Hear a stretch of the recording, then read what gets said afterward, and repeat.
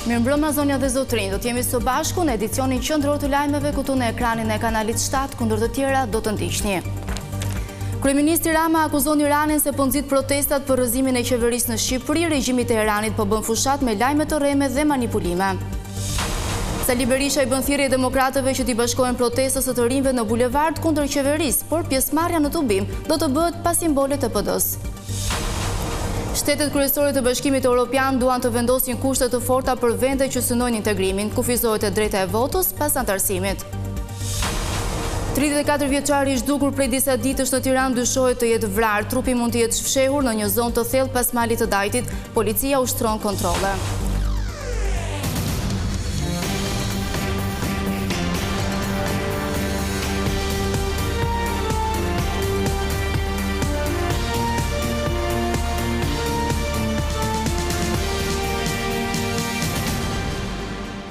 Vjoj me lajmet. Protestat në Tiranë që synojnë rrëzimin e qeverisë sipas kryeministrit Rama janë të nxitura nga Irani.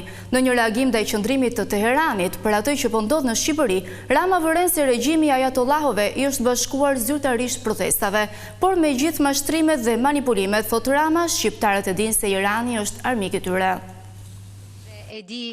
Kryeministri Edi Rama ka vijuar akuzat ndaj Iranit, duke deklaruar se ky shtet është i përfshirë në protestat për Zvërnecin. Përmes një statusi në rrjetin social X, ai ka replikuar me zëdhënësin e Ministrisë së Jashtme iraniane, i cili më herët kundërshtoi pretendimet e Ramës se Teherani është i përfshirë. Ja, edhe qeveria e ajatollahëve të Teheranit i bashkohet zyrtarisht protestës, madje edhe me parrullat në Shqip, njësoj si ata që e kthyen nga protestë mjedisore në protestë për rrëzimin e qeverisë. Në reagim, kreu i qeverisë theksoi se marrëdhëniet me Iranin janë të ndërprera, kësaj Shqipëria nuk mund të marrë leksione nga një vend që e ka sulmuar vazhdimisht. Sa i përket sovranitetit, Shqipëria nuk merr leksione për sovranitetin nga një qeveri, operativet e së cilës u kapën duke kryer sulme kibernetike ndaj shërbimeve dhe institucioneve publike shqiptare, gjë që çoi në ndërprerjen e marrëdhënieve diplomatike mes Shqipërisë dhe Iranit. Kryeministri theksoi se populli shqiptar nuk bie pre manipulimeve të Teheranit. Botët tuaja, profilet e rreme dhe videot e manipuluara me teknologjinë deepfake mund të shtojnë konfuzionit të përgjithshëm digital helmin e regjimit tuaj të urrëties, por nuk do t'ja dalin askund. Sepse pavarësisht dallimeve që mund të kemi mes nesh si shqiptar, të gjithë jemi të qartë dhe të bashkuar në bindjen se çdo lloj regjimi që mban popullin e vet në errësirë dhe varfëri është armik i mënyrës sonë të jetesës, i maskuar si shqetësim. Më herët, në një intervistë për Associated Press, kryeministri përsëriti qëndrimin se protestat masive nuk do të ndalojnë zhvillimin e projektit të Zvërnecit. Lideri i opozitës Sali Berisha i bëri thirrje antarësisë së Partisë Demokratike t'i bashkohet protestës së të rinjve. Megjithëse ata kanë kërkuar që partitë të qëndrojnë larg tubimit, kreu i PD-s thotë se mbështet plotësisht kërkesat e qytetarëve.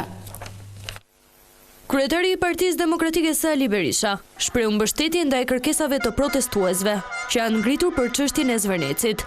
Në mbledhjen e grupit parlamentar, Kryedemokrati u shpreh se forca politike që ai drejton do të jetë në krah të qytetarëve. Lidhur me pse ne mbështesim plotësisht kërkesat e parashtruara nga qytetarët me një deklarat të tyre serioze. Ne mbështesim largimin e Edi Ramës si një armik i egër i kombit shqiptar. Madje Berisha kërkoi që deputetët demokratë dhe simpatizantët e Partisë Demokratike duhet i bashkohen protestuesve. Ndaj dhe çdo demokrat, çdo mbështetës dhe mbështetëse jon duhet të mbështes me të gjitha mënyrat atë protestë. Berisha u shpreh se forca politike që ai drejton ka kundërshtuar çdo nismë të qeverisë që kërcënonte mjedisin. E nisi me shkatrimin e parkut Butrintit. E vazhdoj me shkatrimin e zonës së mbrojtur të Nartës. Nuk ka krim më të shëmtuar se aeroporti. De facto, jeta e kolonive të flamingove, në qoftë se fillojnë fluturimet, bëhet e pamundur në atë lagunë.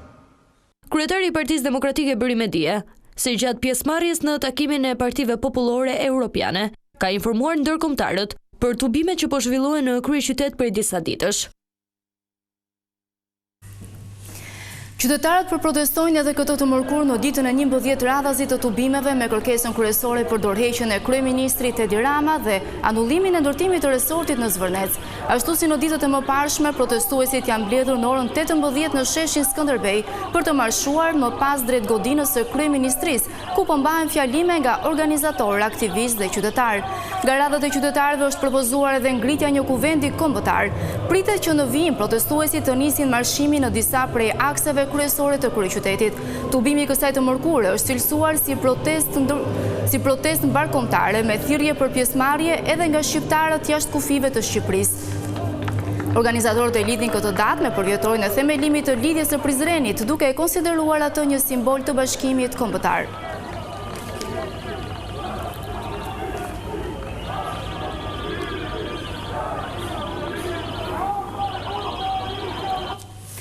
Franca dhe Gjermania kanë hartuar një dokument për zgjerimin e Bashkimit Evropian. Propozimi thotë se vendeve që kërkojnë t'i bashkohen Unionit, ku bën pjesë edhe Shqipëria, duhet të kufizohet e drejta e votës pas antarësimit. Sipas një dokumenti jo zyrtar të siguruar nga Radio Europa e Lirë, disa shtete anëtare të Bashkimit Evropian, përfshirë Gjermanin, Francën dhe vendet e Beneluxit, kanë propozuar që shtetet e ardhshme anëtare të kenë të drejta të kufizuara gjatë një periudhe kalimtare pas pranimit në BE. Sipas këtij propozimi, një nga elementet kryesore do të ishte kufizimi të drejtës së votës për vendet e reja, sidomos në vendime të rëndësishme që kërkojnë unanimitet si politika jashtme, siguria, zgjerimi i BE-s dhe buxheti. Radio Europa e Lirë raporton se dokumenti thekson se situata gjeopolitike ka ndryshuar ndjeshëm që nga pranimi i fundit në BE dhe se zgjerimi shihet gjithnjë më shumë si një investim strategjik për paqen, siguri dhe stabilitet në Europë. BE-ja duhet të zhvillojë një diskutim të detajuar mbi mundësinë e kufizimeve të përkohshme kalimtare të së drejtës së votës për shtetet e reja anëtare, veçanërisht në fushat ku kërkohet unanimitet, për shembull zgjerimi, politika e përbashkët e jashtme dhe e sigurisë, korniza shumëvjeçare financiare, duke marrë parasysh ndjeshmërinë juridike dhe politike. Një pjesë e rëndësishme e propozimit lidhet me sundimin e ligjit, ku parashikohet mundësia e sanksioneve financiare ose pezullimi i disa të drejtave në rast shkelje të vlerave të BE-s, përfshirë demokracinë dhe lirinë e medjave. Non-paper është dokument jo formal që përdoret në qarqe diplomatike europiane për paraqitjen e ideve të reja, testimin e qëndrimeve ose propozimin e zgjidhjeve, pa e detyruar palën që e paraqetat të marrë qëndrim formal. Shqipëria është një nga vendet që ka shpallur objektivin për antarësimin brenda vitit 2030 në Bashkimin Evropian. Vendi ynë pret të nisë mbylljen e kapitujve të negociatave me synimin për ta finalizuar këtë proces deri në fund të vitit tjetër. Shumica dhe opozita në Komisionin e Ligjeve debatuan për administratën publike. Demokratët thanë se zyrtarët kanë punuar si patronazhist për Partinë Socialiste, por për qeverinë në punësit janë të lirë të angazhohen politikisht pas orarit zyrtar. Pjesëmarrja e punonjësve të administratës publike në aktivitete politike solli debate në Komisionin e Ligjeve. Opozita ngriti shqetësim se punonjës të administratës angazhohen politikisht, madje sipas deputetit Orit Blykbashi. Kjo vëritje është bërë dhe në raportin e IBAR për Shqipërinë. Është me prova plot që sistemi patronazhimit është sistemi i cili po masakron administratën publike. Juve nuk besoj që nuk e dini atë historinë që çdo në punë si administratës publike duhet binte listën e atyre brenda dhe jashtë Shqipërisë për vota vitin që shkoi, që është pjesë e raportit. Dhe çështjen e patronazhimit, mos na e dëgjoni ne, lexoni se keni në raportin e IBAR-it. Përgjigjen e dha ministrja e antikorrupsionit dhe administratës publike Adea Pirdeni, e cila u shpreh se ligji nuk ndalon asnjë zyrtar që të marrë pjesë në aktivitete politike pas orarit zyrtar të punës. Kjo do të ishte për fat keq, do të ishte thjesht një etiketim i të gjithë atyre zyrtarëve publik shqiptar, të cilët punojnë me shumë përkushtim, me shumë ndershmëri, dhe që ja kanë dedikuar karrierën e tyre setorit publik dhe vokacionit të shërbimit publik. Ju e dini, besoj, zoti Blykbashi, që ky është një vend demokratik, kushdo zyrtar publik qoftë i cili do bindjes së spektit politik, ka të drejtat e tij që garanton ligji për shërbimin civil. Ka të drejtë të angazhohet në aktivitete politike jashtë orarit zyrtar, ka të drejtë që të marrë pjesë aktivitete politike në përputhje me detyrimet që parashikon ligji. Gjatë mbledhjes së komisionit, opozita kërkoi rregullim ligjor në mënyrë që të arrihet depolitizimi i plot i administratës publike.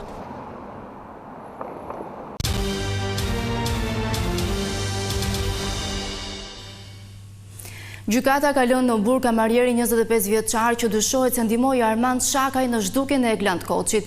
Eriu ka thënë në dëshminë e tij se autori që besohet të ketë vrarë shokun e tij e kishte urdhëruar të fikte dritat, por kamerat e sigurisë e kanë fiksuar Shakajn kur tërheq një qese të zezë dhe fut në makinë. Detajet e reja kanë dalë në dritë në lidhje me zhdukjen misterioze të 34 vjeçarit Eglant Koçi, ndërkohë që Armand Shakaj, autori kryesor i dyshuar për zhdukjen e të riut, ndodhet ende në kërkim. Agjentet e krimeve të rënda në Tiranë kanë marrë në pyetje të arrestuarin Enea Zyferi, 25 vjeçari kamarieri Shakajt, i cili është arrestuar si bashkëpunëtor në zhdukjen e Koçit. Sipas burimeve, Zyferi ka deklaruar se nuk di asgjë në lidhje me rrëmbimin dhe zhdukjen e 34 vjeçarit. Madje në dëshmi ka thënë se pronari i tij Armand Shakaj i ka kërkuar që të fik dritat pasi do të nxirrte një frigorifer të madh. Pikërisht për grupin e timor, ky ka qenë momenti që i arrestuari dhe i shpalluri në kërkim ka nxjerrë trupin e pajetë Eglant Koçit. Megjithatë, ende zyrtarisht policia nuk e ka konfirmuar që 34 vjeçari është vrarë, por kjo është një dyshim i fortë për hetuesit. Paraditën e kësaj të mërkurë, tokat e zeza kanë lënë në burg 25 vjeçarin e arrestuar. Ndërkohë në lokalin ku dyshohet se është zhdukur i riu, policia nuk ka gjetur pamjet e kamerave të sigurisë, pasi mendohet që të jenë hequr nga Shakaj përpara se ai të arratisej. Megjithatë, janë disa pamje të tjera ku duket 41 vjeçari i cili merr motorin e të zhdukurit dhe e parkon në një vend tjetër, kjo për të larguar vëmendjen e policisë. Megjithatë, disa pamje kanë filmuar në kthim ku dallohet qartë fytyra e tij. Burime gjithashtu bëjnë me dije se nga këshyrja disa kamerave të tjera shikohet Armand Shakaj duke tërhequr diçka në dukje qese zezë, të cilën e ka futur në makinë dhe është larguar. I ndjekur nga qeliza telefonike rezulton se ai të ketë udhëtuar në drejtim të zonës së Dajtit. Pikërisht në këtë zonë malore që kufizohet Tirana me Dibrën dhe Librazhdin, janë fiksuar dhe qeliza telefonike të autorit të dyshuar. Në këtë zonë po kryen kontrolle pasi dyshohet të jetë fshehur trupi.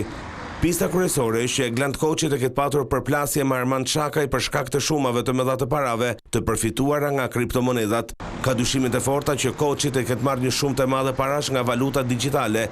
Eglant Koçi është zhdukur mbrëmjen e 4 qershorit, ndërsa familjarët e tij kanë bërë kallëzim një ditë më pas në polici. Jo vetëm vendi ku mendohet të jetë vrarë i riu, por policia ka gjetur dhe makinën e Armand Shakajt, makinë që dyshohet gjithashtu se ka transportuar trupin e të riut, pasi është rrëmbyer në lokalin e 41 vjeçarit.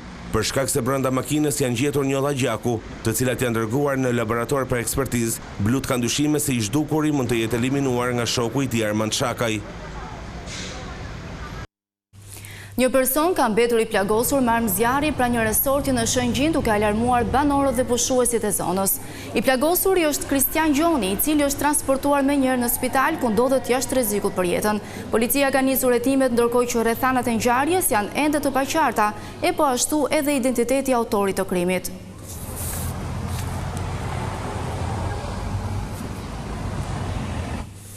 Katër persona janë arrestuar nga policia e Tiranës në akuzën e trafikut të armëve. Gjatë operacionit janë sekuestruar automatik, pistoletat dhe municione që u shiteshin grupeve kriminale. Një tjetër operacion i komisariatit nr. 4 në Tiranë çoi në goditjen e të paktën 2 grupeve kriminale që prej kohësh merreshin me trafikun e armëve të zjarrit. Në pranga kanë përfunduar 4 persona, Marcel Varka, Elsaed Maqinaj, Fabian Zako dhe Kristash Biba, ndërsa në kërkim janë shpallur Kevin Vila dhe Bledar Avdillari. Burime bëjnë me dije se këta 6 persona ishin të përfshirë në të paktën 2 grupe kriminale që shisnin armë dhe municione luftarake në disa zona të ndryshme të Tiranës, si në Unaz të Re, Selit, Fresk e të tjerë.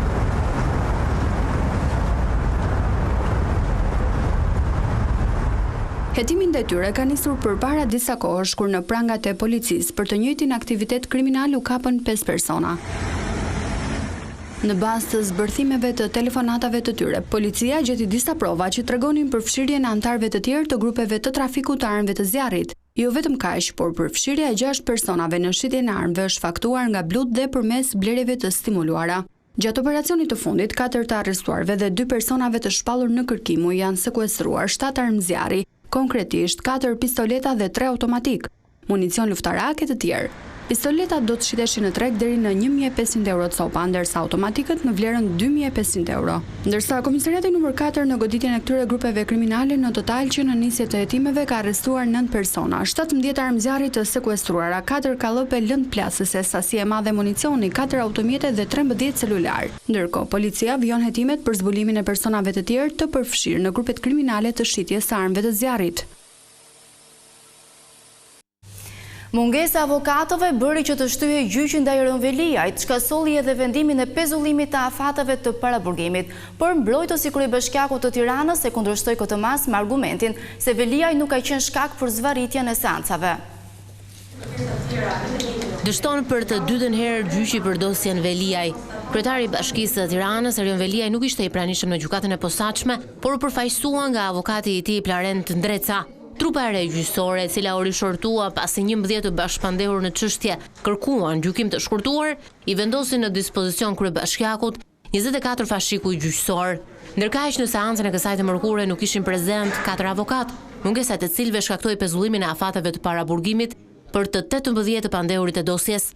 Por kjo kundërshtua me forcë nga avokati i Veliajt, pasi vendimi i përbashkët nuk ishte i shkaktuar prej tij, duke e quajtur shkelje flagrante të ligjit. Shkak për pezullimin e afatit paraburgimit është bërë Lart Haxhiu, sepse avokati i një kompanie që ishte në ton, praktikisht ishte për të mbrojtur zotin Haxhia në një gjyq tjetër për të ushtruar drejtën e tij dhe kjo bëhet shkak për të pezulluar afatin e zotit Veliaj. Mëtej Plarent Ndreca tha se do të kërkojnë nxjerrje nga kafazi të Veliajt, duke e konsideruar mbajtjen e tij në kafaz të qelçt shkelje të rëndë të drejtave të njerëzit. Kërkesa tjetër rrallë që ne do bëjmë është largimi i zotit Veliaj nga kafazi si një shkak që zoti Veliaj nuk merr pjesë në këtë proces dhe vendosja e tij pranë avokatit si një drejtë kushtetuese. Disa ditë më parë në procesin e ndarë me procedurë të shkurtuar, SPA kërkoi dënimin e të pandehurve, por heqjen e lirisë me burg e pezulloi në punë publike.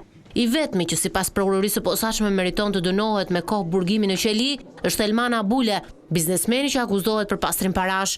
Sipas 2 prokurorëve të dosjes, Altin Dumani dhe Olzdado, ai duhet dënuar me 4 vjet e 8 muaj izolim në qeli.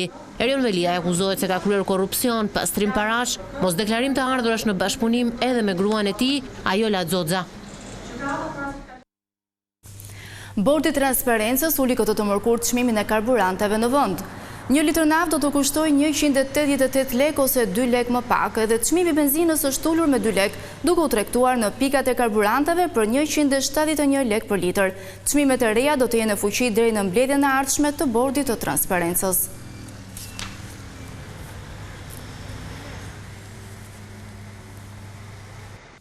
Dhe këtu kemi përfunduar me lajmet, unë ju falenderoj për vëmendjen, bashkë natën e mirë.